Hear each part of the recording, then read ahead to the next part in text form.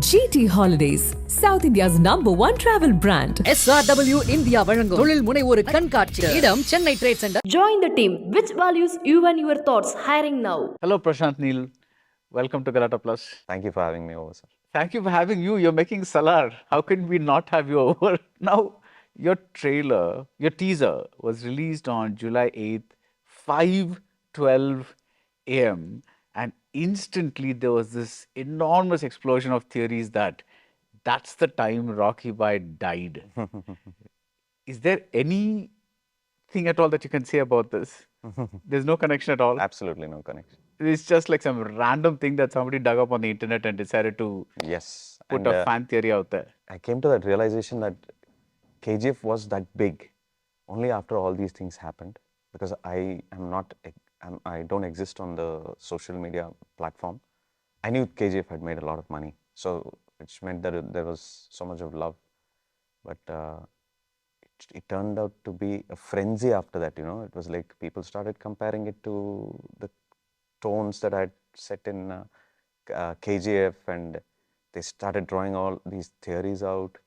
I think this came a long time before the teaser came out. I think about a couple of years back itself. They said that this must be from the universe of KGF. Yeah. It was my mistake that, you know, I did not come out and say it loud enough. There's no part of Salaar that has a connection with KGF. Right. But I'm like you say, it's so big that people actually noticed that, like that in the most dramatic scene, the last thing I was seeing is the clocks on the ship, because I'm like, what's going to happen to Rocky Bai? You know, like he's like the Navy's coming at him and this and that, and somebody's noticed the clocks. That's how big the movie is, the detailing.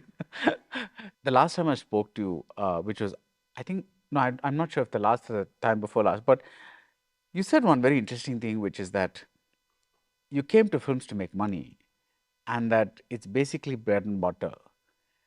I value that as a theory, but the kind of films that you make, the intensity that they involve, the work that it involves, years and years of time and effort and dedication, surely if it's just bread and butter, you can make easier films, right?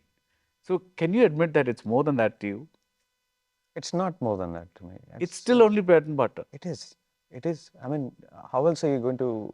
I mean, the process of filmmaking from the outside might seem very simple because everybody has a mobile today and a cell phone. And on the contrary, I'm saying it's so difficult. It is. Right. It is difficult. And the time that we have taken is... I mean, I started Salaar a year before KGF released because we had that time. And I thought, you know, I was done with the edit and everything else, and I had plenty of time in my hand. I shouldn't have done that at that point of time. And then the second wave came in. Prabhas sir had Radhesham for a release, and I had KGF. And we started to feel that, you know, this movie has taken so much of time to make. But actually, we started the filming of Salaar, I think, last year, around about September. That is when we started filming. So now it looks like a smaller time frame. I think that was the only thing. But, you know, the passion and effort, I think everybody puts into a movie. Everybody does it, whether it is a small movie, big movie, it does not matter at all. At the end of the day, I know that I'm making a movie to reach a larger number of audience. Now, if I start thinking that my friends have to like it, you know, people that I know have to like it, then I will never make money. I make a movie because I have experienced something like that when I was growing up, going to theaters, and I try to conjure up all that memories and channel it towards making a commercially successful movie. So it is always about the money. It can never change. It's not about the art. I mean, the skill is something that you have learned. Right. Now, what are you going to do with the skill that you have learned? I mean, it should not be repetitive. People think that it is repetitive because of KGF and Salaar, the comparisons that they draw. But that is the skill that I have. Right. And nobody else is making a movie like Salaar. I know that. You know, if I was making Mahabharata today, I know that Mahabharata or Ramayana, I know that many other filmmakers are making the same thing. But nobody is making a Salaar today. Nobody is making the kind of movie that I'm making. So I'm giving something that the audience is not going to get from somebody else. I'm sticking to that skill for as long as I can do it, and it is always going to be the money. The fame comes with the work that you have done. I would rather be known as a KGF director than Prashanth Neel. I would rather be known as KGF and Salaar director than Prashanth Neel, as long as people recognize that he has done some work in the past, so I can trust him and go to the movies. That is enough for me. What I'm trying to say is there is an artistic side to movie making, right? That the what you call the skill, Yeah, doesn't that get fulfilled as well? it does. The appreciation comes. I'm not looking for appreciation from any other corner. I just want people to go to the theaters, Buy tickets and buy tickets, and love the movie Right. that they're watching. Come out with an experience.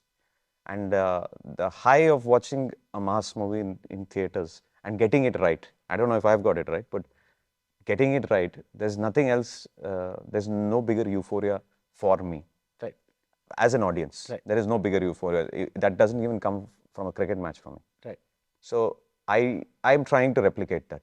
right. So there's no other side to it. There's no other side. Okay, got it. When one looks at your interviews, the phrase larger than life keeps getting used a lot, either by the interviewer or or by you.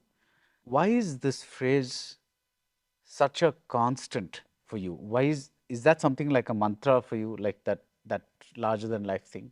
For the subjects that I have taken, it has to be. Okay. It comes with the conviction of having a balanced human emotion running through the movie. The hero has to be a son, he has to be a father, or he has to be a brother. It cannot be that he's alien to you. So the relevance of making a larger than life movie only comes from it being grounded to a level where you can sort of relate to him or her. So larger than life, I think we pick it out to say this is larger than life because of the kind of backdrop that we want to set Right. our stories with. Nothing else changes with something like that. And larger than life is, I don't see that larger than life is what I'm trying to sell. Larger than life is just the backdrop of Right. what I'm trying to sell. Right. The drama is what I'm trying to sell. Let me speak as an audience member. For me, when I see a KGF, thrill that I get from that movie, we all dream of becoming very rich, and we all dream of saying fuck you to the system and getting our, one in a weird Amitabh Bachchan kind of way, trying to kind of, anti-establishment or whatever. But we never going to get close to that. But because there's a KGF, for those 3 hours, I can live that life and come back to whatever it is that I'm doing. That's what I'm saying. It's like that larger than life helps to sell that feeling, that euphoria, like you said, to a bigger extent. Yeah. Is that correct? Am I putting it right? Correct. Right. Like if you watched Ben-Hur, it's one of my favorite movies. If you watched Ben-Hur, if it wasn't set during the Roman Empire, during those times, I don't think that many people would have watched that Yeah. movie. Though the drama wouldn't change, it's a beautiful drama any which ways. Yeah. But just the setting makes it much bigger. It's also a drama about brothers. It's a drama about friends. Friends, yeah, friends. Yeah, Who are like yeah, brothers. Yeah, who are like, yeah, brothers and spread up. Yeah, yeah. No, but I get what you mean, because in Ben-Hur, even though it is the dramatic line, it's enhanced by,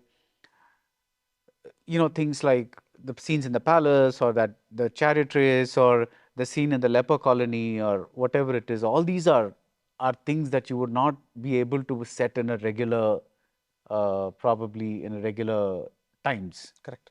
Right. So that's what Khansar is to you. It's like the backdrop against which you're setting a regular story. Correct.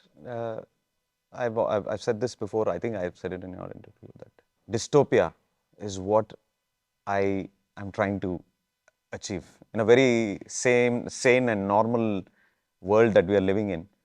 I try to create something like that so that I can create bigger euphoria from it. Right. That is necessarily not a mantra of mine, but for me to tell these two stories, KGF and Salaar, I had to create a world like that. Right. And that world does not just come by chance, or it is not like, okay, I just put Khansar somewhere in the middle of something. I have a lengthy explanation that runs for 1,000 years, and that's something that you will watch in the movie. And I think I've shown a little bit of it in the trailer also.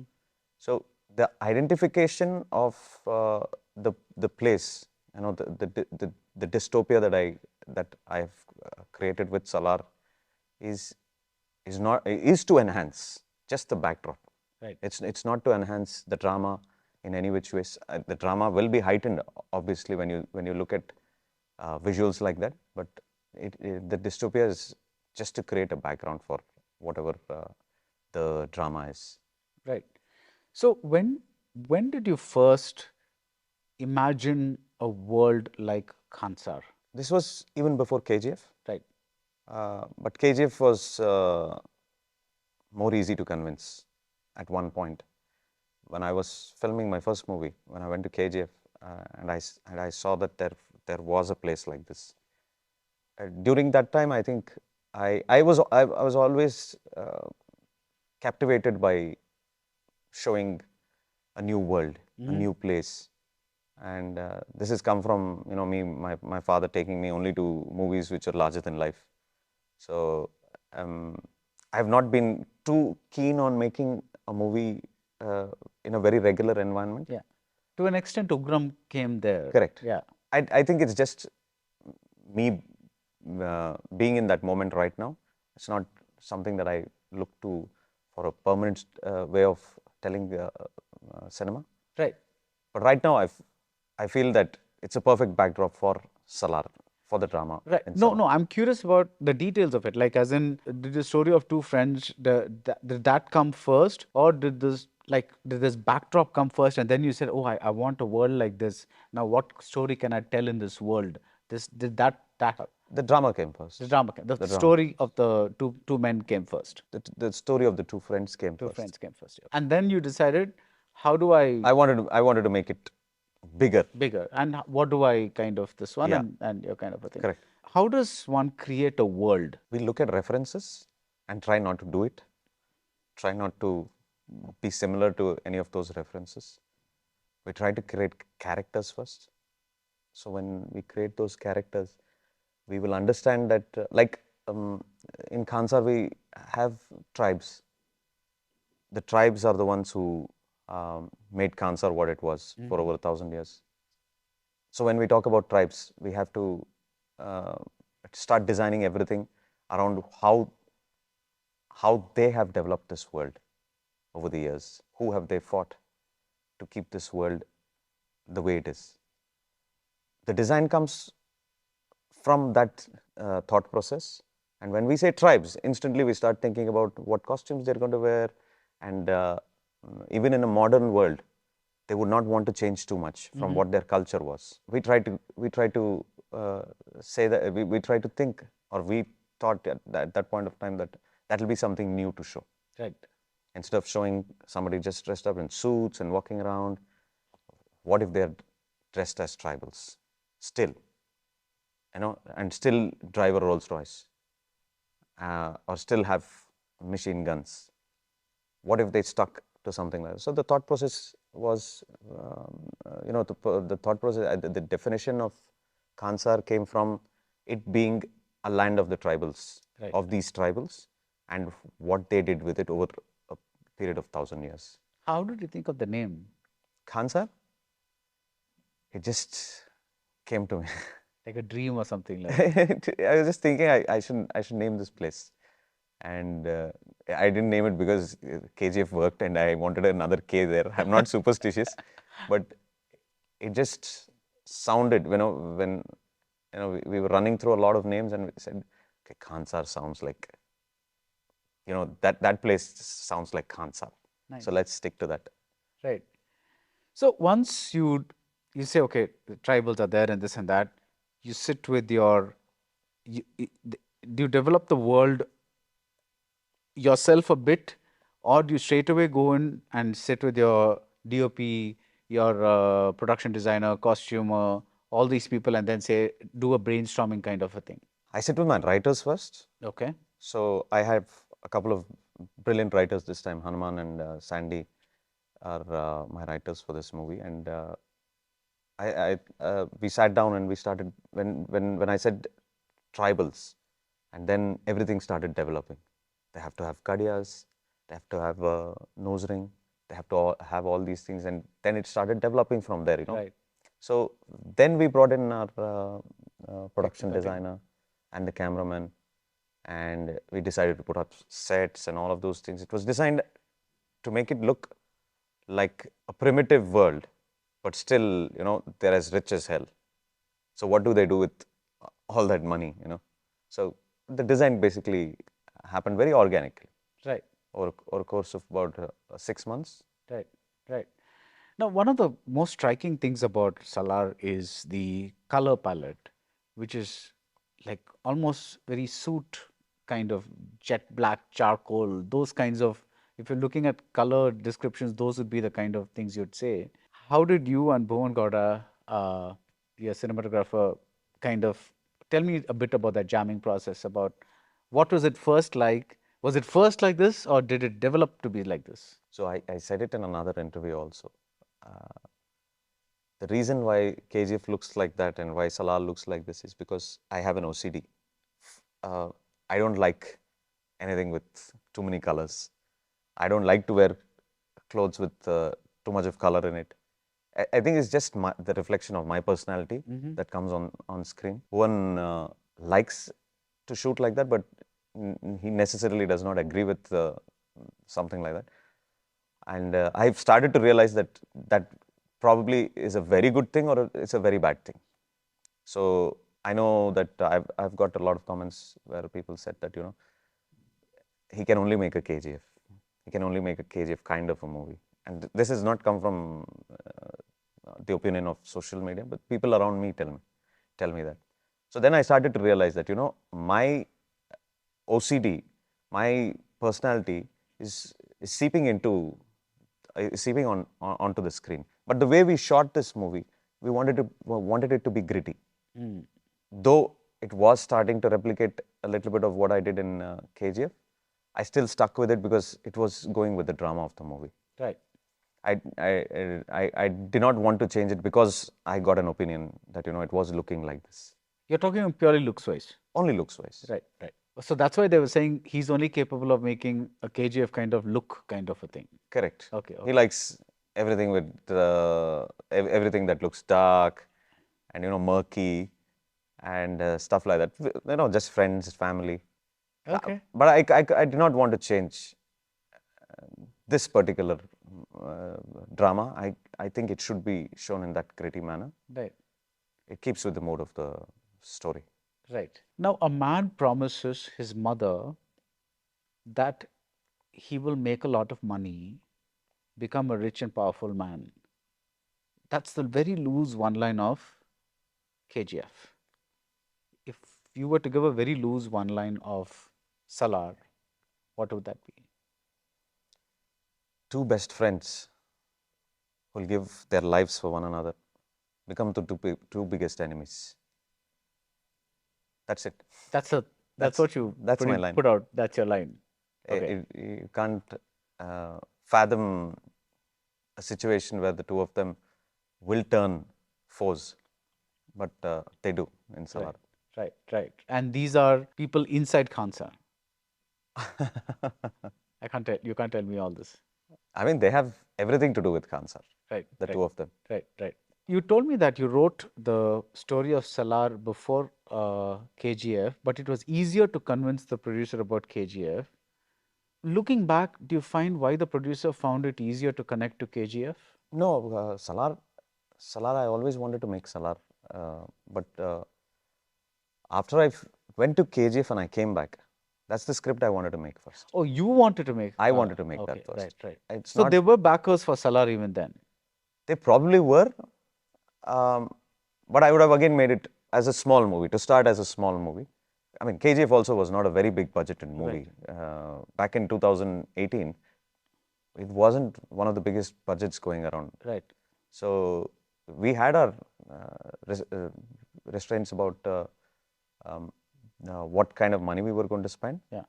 But that was not the reason I chose KGF over Salaar. It's just purely I wanted to tell something Based on that. based on KGF and that character. Yeah. Rocky came before KGF. So for me, it was about the character. And I wanted to tell that story Right. more eagerly than I wanted to tell Salaar at that point of time.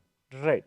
Now, when you made KGF, it was obviously not planned as a pan-India movie. It was supposed to be a thing, and then midway through, everything changed and all that. So, but the thing is, when you started it, you kind of started it as a Kannada movie. Now, Salaar from the start has been envisioned as a pan-India movie. Was there any difference in the way you approached Salaar because of this particular reason?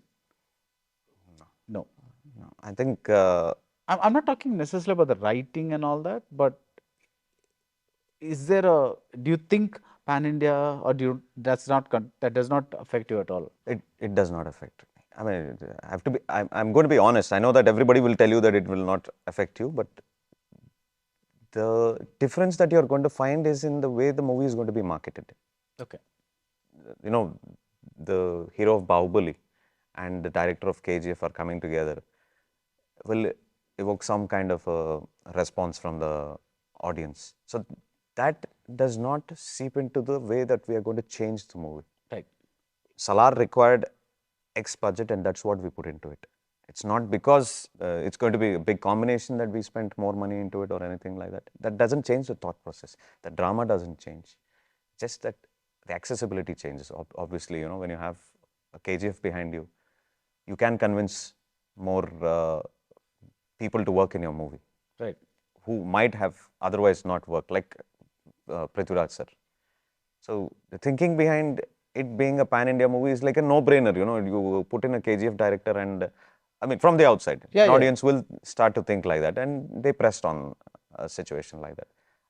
Apart from that, the way we thought had nothing to do with it, because you can't change the drama. Right. The creative aspect is the same. Yeah. It's the marketing that brings out certain elements. Correct. And I think pan-India movies have basically worked with you convincing your own audience first in a very, very big way. That has always been the way it has become a pan-India movie. You have to convince your drama or your emotion anywhere. Right. So you have to start from home. And we genuinely put in a lot of effort to make this a Telugu movie first. Right. That was my responsibility, to make it a Telugu movie first. And that is the way I approached the movie also. I did not say, okay, we are going to make a pan-India movie, because if I had to do that, I would have put a lot of stars from the Hindi film industry into this movie. I don't have that many stars. I just have Tinu Anand sir from representing the Hindi film industry. So it did not change our thought process at any given point. So at its core, Salaar is a Telugu movie. Yes. That has been dubbed into 4 other languages. Correct. That's it. No pretense. No, okay. So I've spoken to certain directors who, one is the star aspect of it, that is bringing in certain stars to represent different things, that happens. But they also write certain scenes a certain way, thinking that this will appeal to a North Indian audience, or this kind of fight would appeal to this kind of a thing, or this kind of comedy might appeal to that. That kind of some calculation goes on. What I also want to ask you is, when you think so much about the audience and you want to deliver the best experience, euphoria, etc., after you write every scene, do you think, how will the audience react to it? I'll just give you an example from KGF 1. After the movie came out and it got its response, many people have come and told me that they loved the bun scene. So that has nothing to do with scale. It has nothing to do with, an elevation. The way I see successful directors do it, and I try to mimic them, is I try to make the small moments in a movie work more than the bigger moments. I think that is what they'll take back with them. And in Salaar also, we put in a lot of small moments without all the graphics and without all the punchlines and all of those things. That is what we concentrate on doing, because we know we'll get our fights right, we'll get our punch dialogues right. The moments in between are the most difficult ones. And I think that is what is Pan-India. It is not, the big fights, because everybody does brilliant fights. And today the audience have become judges, and they know that, they would have used rope for this, they would have done that, they would have done this. The one thing that they cannot take away from you are the small moments. They cannot judge you with that at all if you get it right. Yeah. All the movies that I have loved as Pan-India movies, I have loved the small moments in them. And I know that a lot of people told me in KGF, when the mother comes and holds his hand when he's injured, they loved that scene. I tried to recreate a lot of those kind of scenes with Salaar, and I try to make sure that comes out right.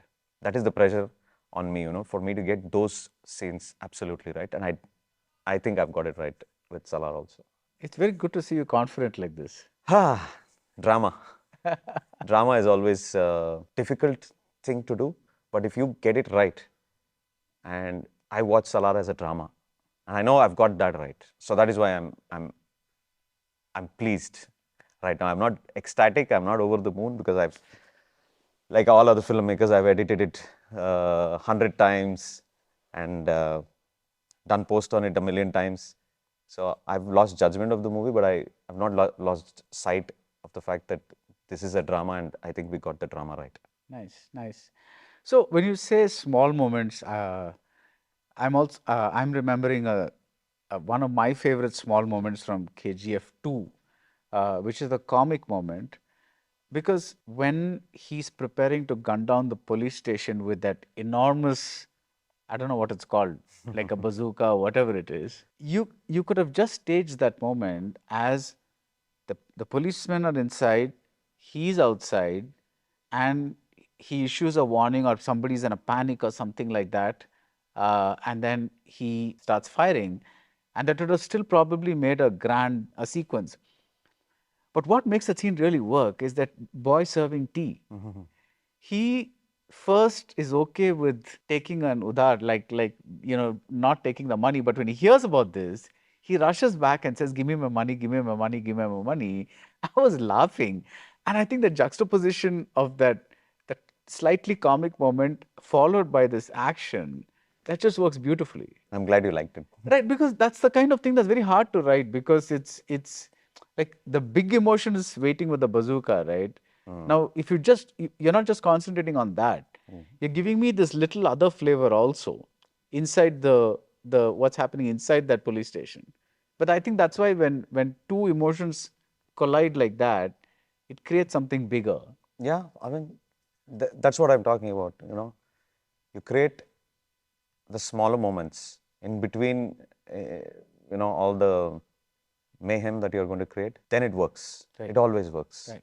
I've always loved movies with those small moments. In Salaar, that was the biggest challenge. Right.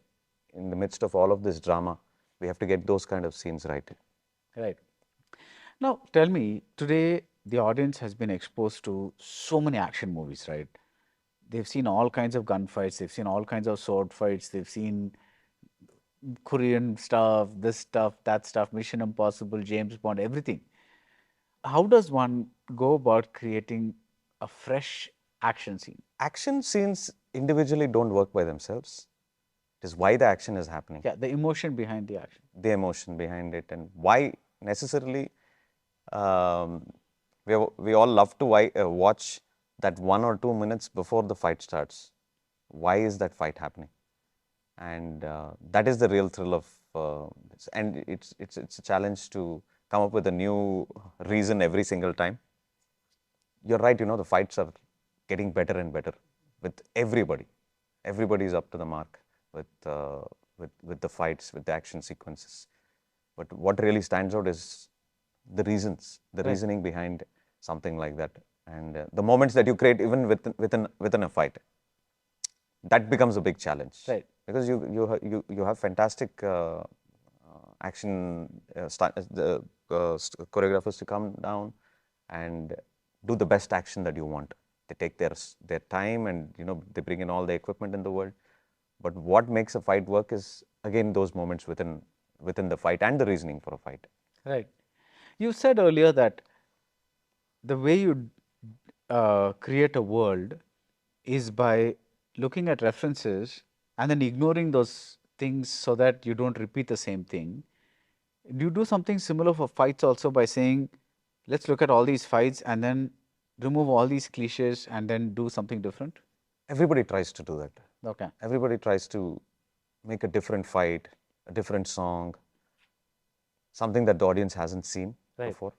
We try and do that, but at the same time, if you remember that, why is he fighting? Is it a brutal fight? Is it, a fight where he has to just break bones and not kill somebody? So we think about all those things, and then we start designing. And Anbar have done it this time again for us, and they've done an absolutely brilliant job. They understand. They always ask for the script as to why he is doing what he's doing. They want to know. They want to know that reason, and then they start designing something around that. So it becomes very, very easy with somebody like them. It becomes very, very easy. So do you visualize these things? We do. Okay. We do. Like a previous kind of a thing? No, I have not done something like that yet, because we don't have fights that we don't shoot fights for more than 5 days or 6 days. So if I had gone beyond that, then probably I had to do it. But otherwise, we're on the spot, and they show me what they're going to do on that particular day, and then we redesign.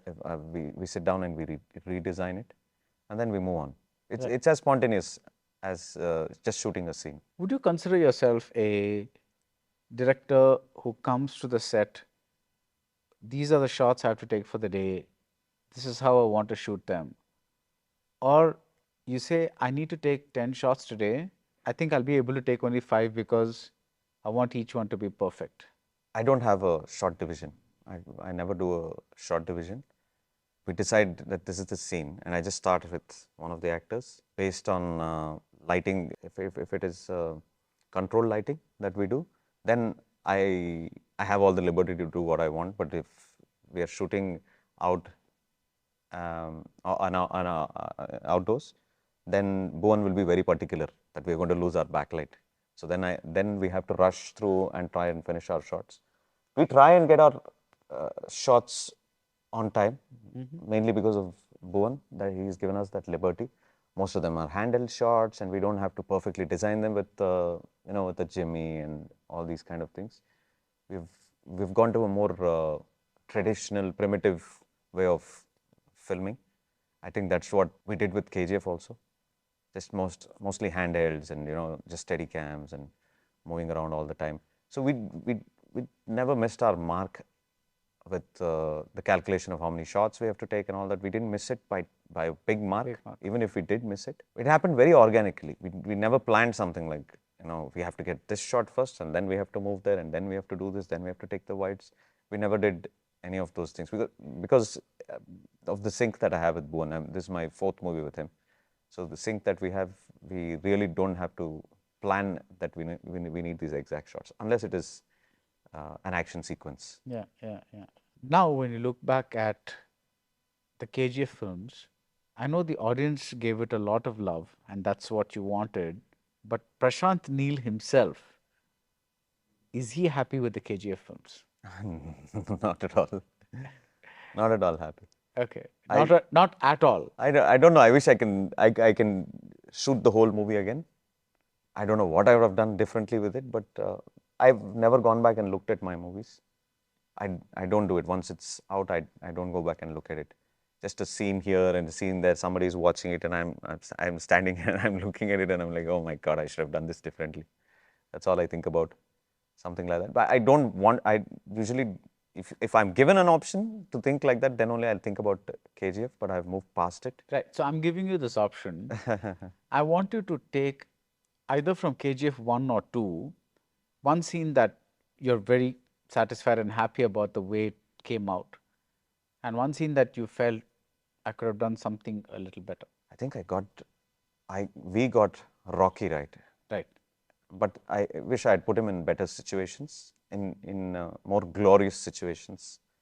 I already think we pushed the envelope with that. But still, I thought there was a lot of room for bringing out a character, because a character like that doesn't come with every movie. It was a very unique character. I'm very proud of that character and the way Yash pulled it off. That is my proudest part of KGF. I got the mother and son bit right, I feel. Everything else, I think the drama, the way I concluded it, everything, I wish I had done it differently. I'd done it, I'd put in more drama into KGF. More drama. I wanted to put more drama into KGF.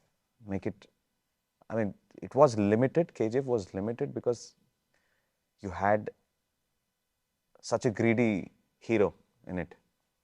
Greedy in a very, very positive way, not a negative way, and self-centered. So I think that sort of did not let us write a big, strong drama. The places where we could put drama, we tried to put it, but otherwise we had to go on the character. The character was driving us to make KGF the way it was. I don't know what else I would have done, because I've sort of blocked it out of my head right now. But I would definitely do a lot of things differently. Okay.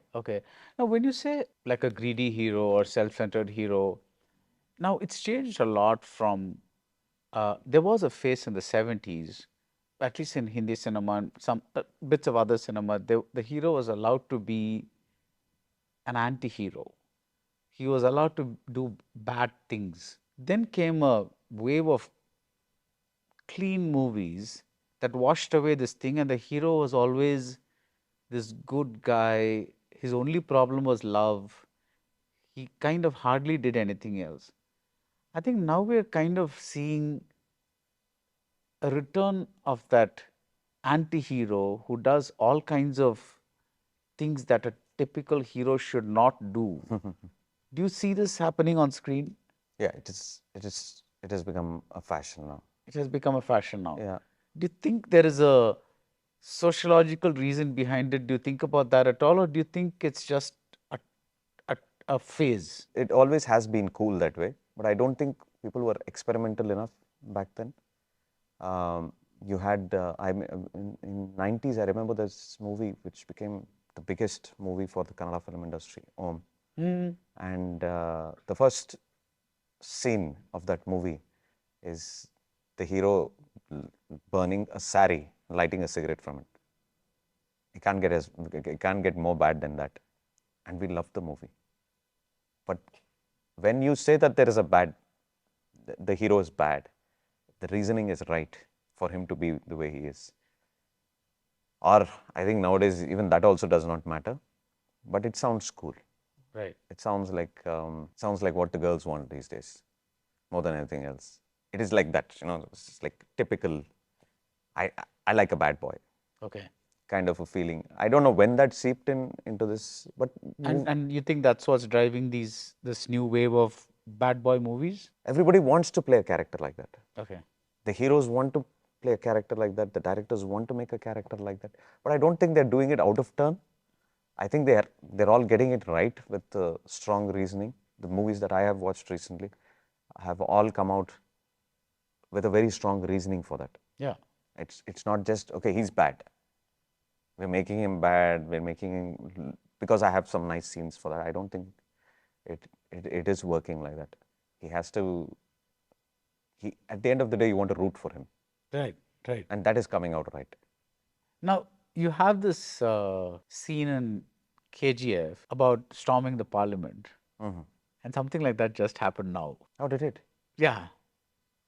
I'm not aware of that. Okay, so you've been locked away. Yeah, I've been locked away. Not storming in at that scale, but basically there was a breach of security, and something happened at the parliament. Now, my question to you is: do you think that certain people are likely to be influenced by certain things that are seen in the movies that are negative? I think if people were influenced by cinema, I think you would have seen a billion heroes more than anything else. Okay. I don't think the negative aspects matter so much. Look at what is happening around the world today. It's all real. we feel that cinema is an exaggeration, but if you see what is happening in Ukraine, if you see what is happening in the Gaza Strip, you know that we are probably underplaying it in our movies. The reality is out there. You know, violence is not used for us to say that violence is good. We always show a hero who uses violence to bring down the bad people. Yeah. There is a moral to it, right?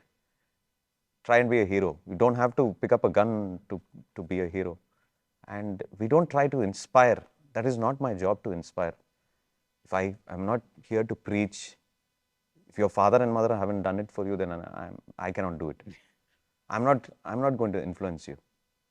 So if you tell me that I'm influencing a lot of the youngsters with my content, then you should see what is happening on the cricket pitch.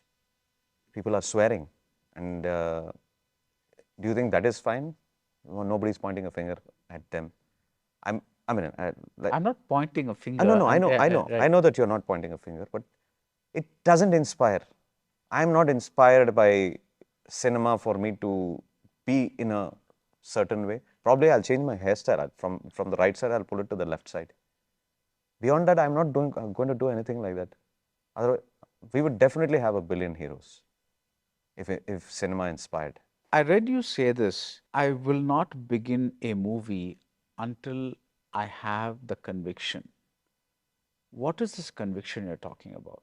The conviction is, before I got into cinema, before I started making my first movie, my conviction was that I need to have 3 solid good songs, at least 4 good fights, dialogues, punch dialogues, and all of these things. That changed because every now and then you watch a movie which changes your perception that, okay, this kind of movie is working. KGF did not work for its dialogues, not only worked for its dialogues. You know, you take that back with you because you like the movie. I sit down and I say, I have conviction. I have the conviction that I'm going to convince you about this character and why he does what he does, or all the other characters. My conviction comes from I'm building a world for you, and I'm very sure in my head. I might get it wrong. I didn't get it wrong with KGF. I might get it wrong sometime, but I want to convince you with the world that I've created. So how am I going to do it? What are the things necessary for me to say? If I start by telling you a story 1,000 years ago, you're going to definitely listen to me, whether you like what I tell you after that or not. So the conviction comes from, Khansar is not, it's a mythical place. Right. But how do I convince you with something like that? So I convince myself first. So that's how the conviction comes out. And why is Deva? Deva is Prabhas's character name. Why is Deva the way he is? If I get the reasoning right and the scenes that I'm going to show you as to why he's quiet at one point of time and why does he do what he does after that. If I have that conviction for myself, then only I'll come out and I'll start executing something where I can present it to the audience. Right. So the conviction comes only from that point of view. For me to convince somebody else, I have to be convinced. Right. And I know that all the movies, 90% of the movies are fantasy. Right. Even if it is set in today's world. And it is a very, very difficult thing for us to convince fantasy. Right.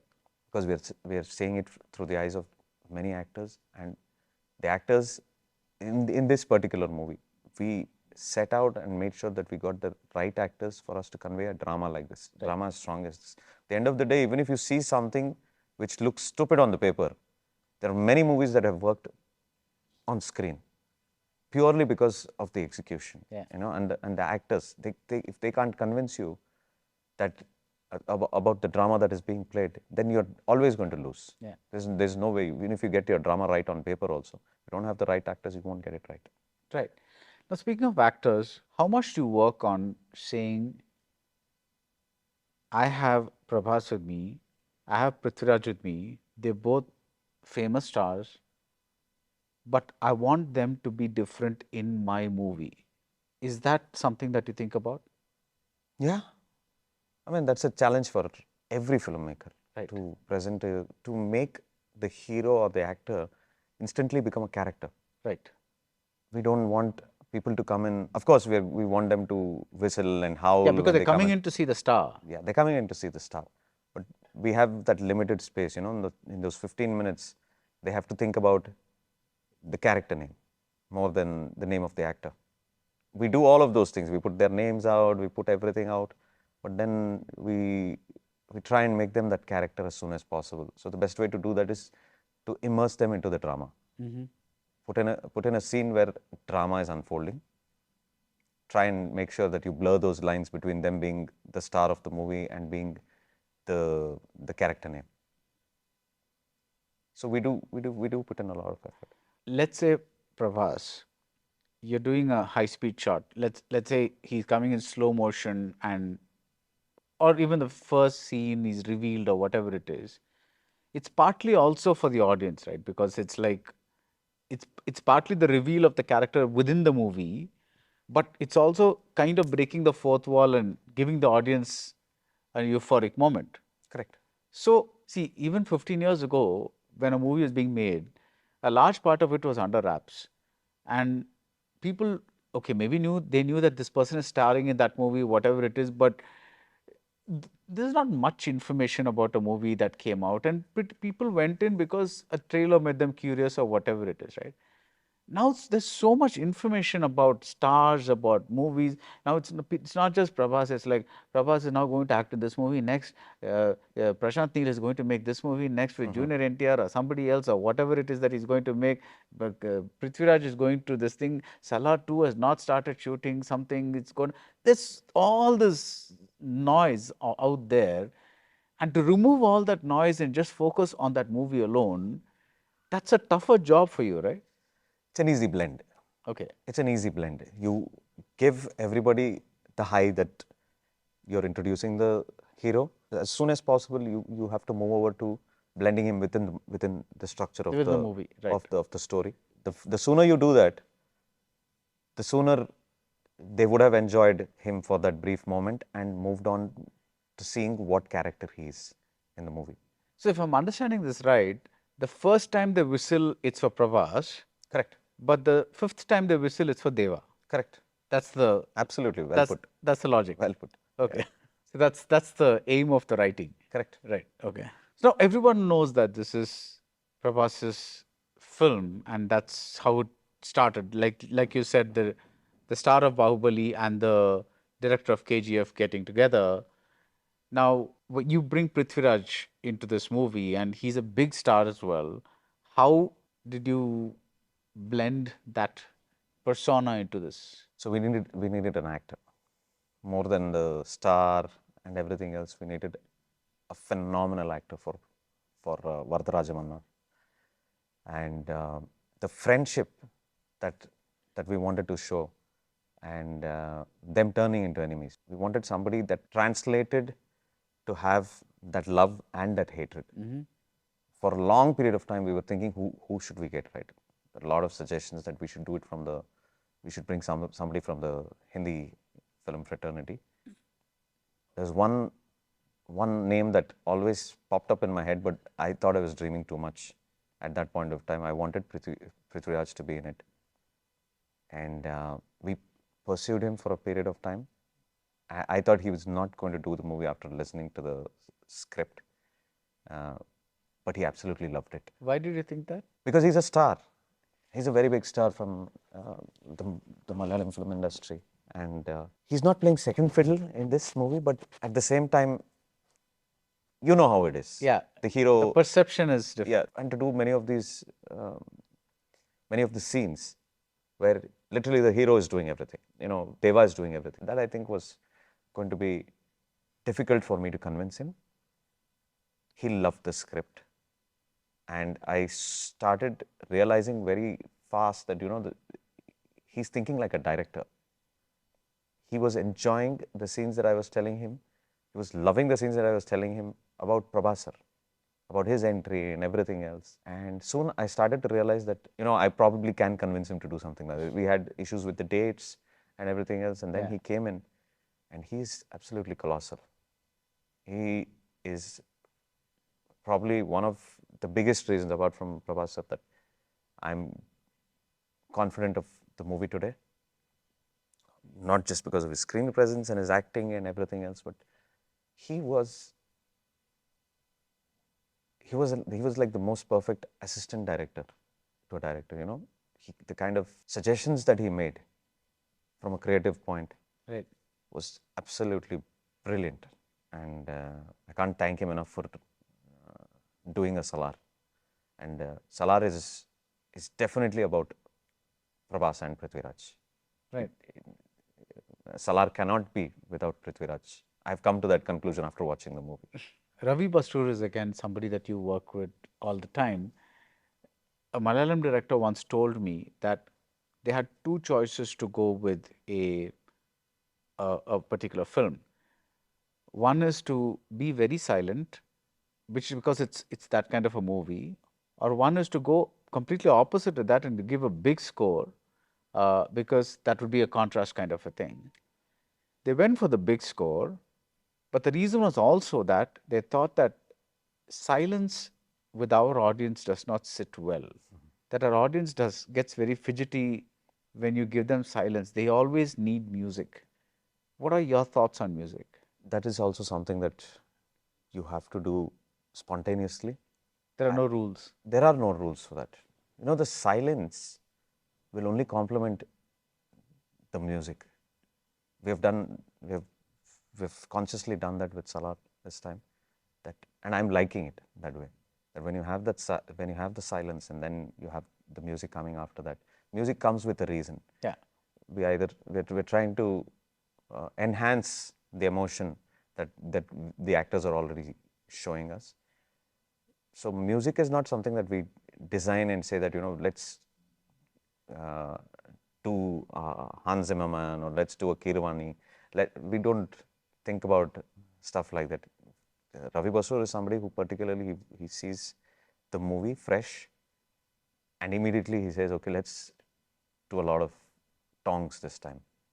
Let's do a lot of bells this time, because we have a tribal touch to it. So he said, let's do something like that. Let's do something different. But the very common thing is, let's do something different. Right. Let's do something different from what we have done first, and then let's do something different from what others are doing. Yeah. Currently. So that is probably the only design that we have when we're sitting for music. Right. When you look back at KGF and the learnings that you had from that movie, because I'm sure logistically or something else you must have learned something, right? Can you tell us maybe one or two things that you were able to apply on Salaar? This also being a big, like a mega production.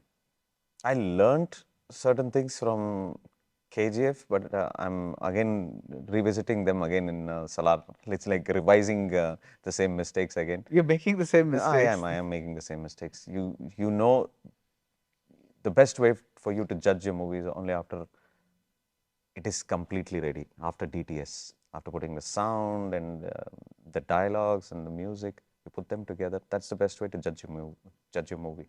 You might not change 99% of it, but even that 1% you're always going to regret, because you're going to put it out in a week's time. So that's something that I thought I was always going to do, but we didn't have time this time. Again, I got myself into a messy situation, but I'm very happy with what we have done. But I probably should have done that. Right. Just to see it one time completely from the beginning to the end. Right. Why is it that Indian productions, almost all of them, and almost all the mega productions, with big stars especially, why do people keep working till the very last minute? Because I'm just truly trying to understand. In Hollywood, the music is done 6 months in advance. Everything is done like at a particular stage. Nobody works more than 10 hours. What is it that what is the thing here that prevents that kind of a My system? producer asked you to ask me this question. No. I'm very sure. No, I don't even know your producer. It's probably because we're allowed to do it, we do it. If you ask me 3 months back, the version that we had was good to go or not, a lot of people around me will tell you that it was good to go. Because we have the time to work till the end, till we put it up in UFO and cube, on the satellite. Till then, we have time to work. So we constantly try and work right till the end because we don't think it is a finished article. And I think if we are not allowed to do something like that, I think we will work the same amount of hard work that we are doing from the past 10 days that I am doing. I would have done it 3 months back. Right. So it is a mindset. But then, the famous saying, right? A film is never finished, it is only abandoned. It's like giving your daughter away for marriage to a stranger. We always feel like that. Why stranger? Their audience, they love you. They love you for your... But you always think that, you could have done better. Right. You have 1,000 people working in a movie. It's like you couldn't have synchronized that perfectly every single movie. There are some directors who do it, and I'm not in the same class as them. But the communication that you have with every single person to get it right, and I'm not complaining because I've got better than what I had anticipated. But there are a few areas that, you feel that you should have done a better job. Because only after everything is ready, you're willing to put yourself in the shoes of an audience and watch it. Until then, you're only trying to fine-tune everything. Right. The dialogues, the music, the effects, the CG's not come out right. The TI could have been better, the color could have been better. All that. All of those. Yeah. Now, there are two schools of directors. One that go out and watch every single film out there, at least in their language, because they want to know what the audience is responding to, at least the major ones. There's another one that says, I don't want to watch any of these films because if I see a bad movie, I get very depressed. That if this person, great director, can make this bad movie, then I'll get it'll mentally affect me. And second thing is, I really don't like to see the same amount of thought, effort, everything is going into that movie, and it turns out to be bad. Then what are the chances? They feel that they could have a negative repercussion on them. Is Prashanth Neel any one of these categories? I'm in the category of, I watch every action movie. I love action movies. What If is it the is not- last one you watched? What is the last action movie I watched? I haven't watched anything for 6 months. Okay. It's probably Mission Impossible or, Yeah, I watched a Mission Impossible. or Indiana Jones or something like that. So, I watched a Mission Impossible. okay. That was my last movie. The only thing that I don't try and watch is a very well made movie that everybody appreciates, and it is not action. Because then, if I watch it, like I watched Kantara, and I was like, what the hell am I doing making action movies? Why can't I just sit down and just make a good movie? Just because there is a beautiful subject. So Kantara is one of those movies that reinforced that thought process in me that I'm not going to watch another movie like that again. I mean, I'm absolutely in love with Kantara. And it makes me bleed inside for me to think that, I am making commercial cinema again and again and again, with You're hero contradicting yourself. You said bread and butter. Yeah, that is the reason I go back and I say, okay, now I'm not going to watch movies like that because I'm not going to get money out of that right now because I can't make it as well as they're making it, as well as Rishabh makes it at least. So there is an artist inside you that wants I definitely want to. Right. I definitely want to make a movie that I definitely want to make the very definition of movie, storytelling. Right. I want to do it someday, but not now. I have kids to feed. And you have big stars waiting to work with you. You're only as good as your last movie. Right. So This is a very naive question, and I kind of know the answer, but I just want to know what you think of it, right? Now, you have, like you said, Bahubali star in your movie, and you have Prithviraj. Now, these are going to be a big attraction in themselves, right? Is it possible today to mount a big movie based on very good actors who are not possibly stars? 100%. It is possible. That's how KGF 1 happened. Right. That's But how Yash is Bahubali not, 1 Yash is happened. not an unknown star.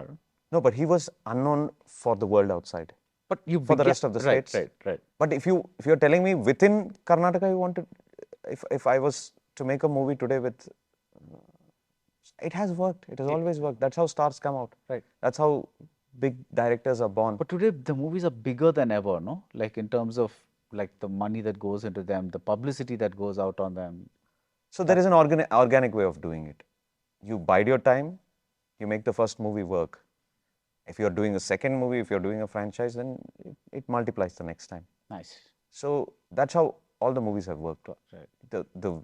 The bottom line is that you make a movie which is good first for your own people, and then it has to multiply from there. And there have been thousands of those examples that we have seen. I wouldn't have probably watched some of the movies from another state if it didn't do well there. Right. Like back in the 90s, I don't understand Tamil till now. It's one of my biggest regrets. But I wouldn't go out to the theaters to watch a Bombay, or I wouldn't go out to watch Roja. I wouldn't do all those things. If it didn't work and it didn't do so well there, I wouldn't watch it over here myself. Right. So you have to bide your time. You make your name first, and then you make the money. Right. The money does not come without the name. Right. No. What can you finally tell us about KGF 3? KGF 3, yep. The only thing I can tell you is that we just didn't put up KGF 3 at the end of KGF 2. I think we want to take a break. We wanted to take a break and do something else apart from KGF, because we've been with it for 8 years. And I'm very happy that, I moved over and I'm telling another story now. And Yash is very happy doing his next movie. We'll definitely do KGF. It's because of, it is easy money. KGF 3, like I always talk about money, it is very easy money. It has to come at a time when, we are excited to make that movie again. Right. It's not like, we want to make it, okay, because we want to make that much of money. I think we're capable of making, I think I'm capable of making money through other movies. Yeah. And I just need that excitement of doing another story. And of course, we are excited to do KGF 3. We just wanted to take a break. I don't think I have a date for that. Right. That's a call that Vijay Kirikandur and Yash will take at some point, and we'll definitely make it. Now, with Salaar, you finished the first part, and we're going to see it soon. And now there is a second part, which have you shot a bit of it or nothing No, at all? we haven't shot. We haven't shot. anything So from it's like completely remains to be shot, right? Yes. Ideally, how much of a gap would be the maximum that you can give between a movie and its sequel? Again, there's no set rule for something like that. The first one has to do well. Yeah. It's as simple as that. People will wait. The best example that I can give you is Gadar 2. Yeah. It came after 20 20 years. years. That's actually more the exception that proves the rule. Yeah. Yeah, yeah. So there is no hard and fast rule for something like that. But anyway, looking forward to Salaar 1 now. Thank you so much. Thank you so much for And having me. I love the way you kind of keep bringing back the fact that this is a Telugu movie, because I'm going to tell the audience something that you told me with your permission.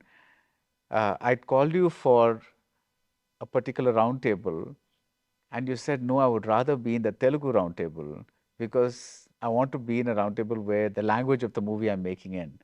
And I thought that was very nice. That sentiment was very nice. So, Thank you. thank you. Thank you. GT Holidays, South India's #1 travel brand. SRW India வழங்கும் தொழில் முனைவோர் கண்காட்சி. இடம் Chennai trade centre. Join the team. Which values you and your thoughts? Hiring now.